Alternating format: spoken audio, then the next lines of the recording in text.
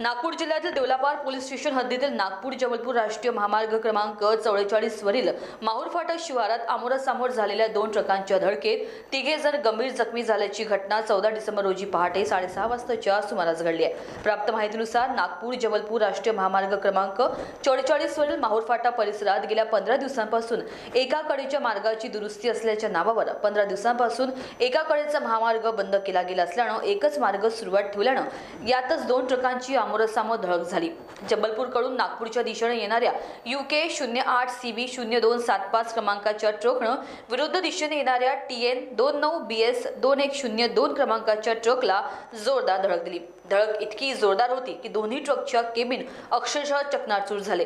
यात अमित दीपू कुमार वय 21 वर्ष, निखिल ओमप्रकाश कुमार वय 25 वर्ष आणि वडिवेल कुपुस्वामी वय 56 वर्ष हे तिघेही गंभीर जखमी झाले। घटनेची माहिती ओरिएंटल टोल प्लाझा कुमारी व देवलापार पोलिसांना देण्यात आली। त्यांनी घटनास्थळी पोहोचून तिघेही जखमींना देवलापार ग्रामीण रुग्णालयात दाखल केले। मात्र तिघांची प्रकृती चिंताजनक असल्यानं तिघांनाही नागपूर येथे मेडिकल येथे पाठवण्यात आले। मानवी सेवेकरिता पंकज चौधरी, रामटेक, नागपूर।